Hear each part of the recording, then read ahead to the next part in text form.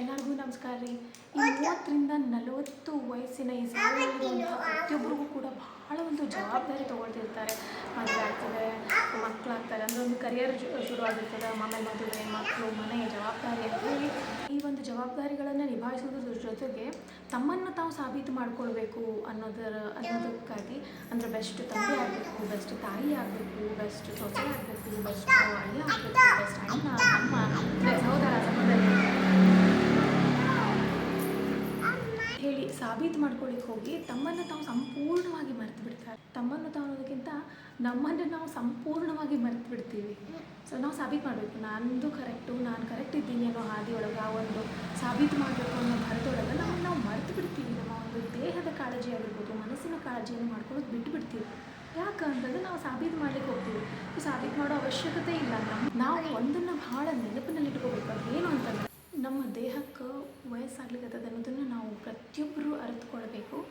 ಅದ್ರ ಜೊತೆಗೆ ಹೇಳಿದ ಈ ಜವಾಬ್ದಾರಿಗಳನ್ನು ನಿಭಾಯಿಸಬೇಕು, ಸಾಬೀತುಪಡಿಸ್ಕೊಳ್ಬೇಕು ಅನ್ನೋ ಭರದಲ್ಲಿ ಮನಸ್ಸು ಭಾರ ಆಗಲಿಕ್ಕೆ.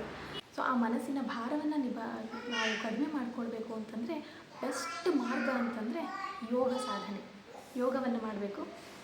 ಸೊ ನಾನು ಇದನ್ನು ಒಬ್ಬ ನನ್ನ ಗೆಳತಿಯಿಂದ ತಿಳ್ಕೊಂಡೆ. ಸೊ ಅದನ್ನು ಎಲ್ಲರಿಗೂ ತಿಳಿಸ್ಬೇಕು ಅಂತ ಹೇಳಿ, ಜೊತೆಗೆ ನಾನು ಕಲಿತಂಥ ಯೋಗವನ್ನು ನಾನೇ ಎಲ್ಲೋ ಅದನ್ನು ಬಿಟ್ಟಿದ್ದೆ.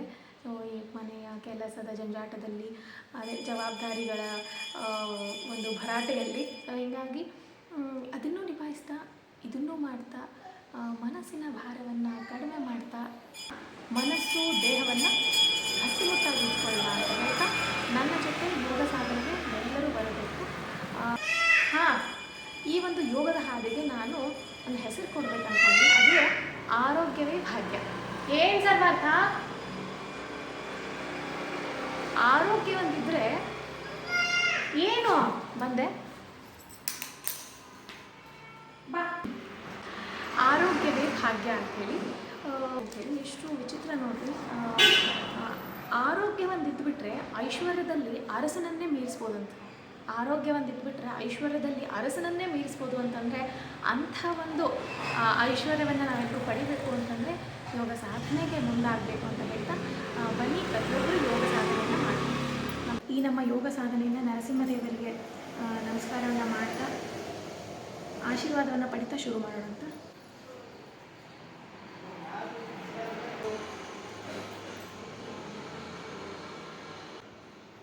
ಬೆಟರ್ ಲೇಟ್ ದ್ಯಾನ್ ನೆವರ್ ಅಂತಾರಲ್ಲ, ಸ್ವಲ್ಪ ಲೇಟಾಗಿ ಶುರು ಮಾಡಿದೆ, ಆದರೆ ಮಾಡಿದ್ದೀವಿ ಅನ್ನೋ ಒಂದು ಖುಷಿಯಲ್ಲಿ. ಸೊ ಮೊದಲು ಈ ನಮ್ಮ ಈ ಮೊಣಕಾಲು ಈ ಸಂಧಿಗಳನ್ನೆಲ್ಲ ನಾವು ಸಡಿಲಗೊಳಿಸ್ಕೋಬೇಕು. ಸೊ ಸಡನ್ಲಿ ಯೋಗ ಮಾಡ್ತಿರ್ತಾರಲ್ಲ, ಸೊ ಅವರು ನಾನು ಮಾಡಿಬಿಡ್ತೀನಿ ಅನ್ನೋ ಭರದೊಳಗೆ ಮಾಡ್ಲಿಕ್ಕೆ ಹೋಗಬೇಡ್ರಿ. ಸೊ ಸ್ಟಾರ್ಟಿಂಗ್ ಬಟರ್ಫ್ಲೈ ಆಸನ ಅಂತಾರೆ, ಇದಕ್ಕೆ ಚಿಟ್ಟೆ ಆಸನ ಅಂಥೇಳಿ. ಸೊ ಈಗ ನಾನು ಒಂದು ಆಸನವನ್ನು ಮಾಡಿ ತೋರಿಸ್ತೀನಿ.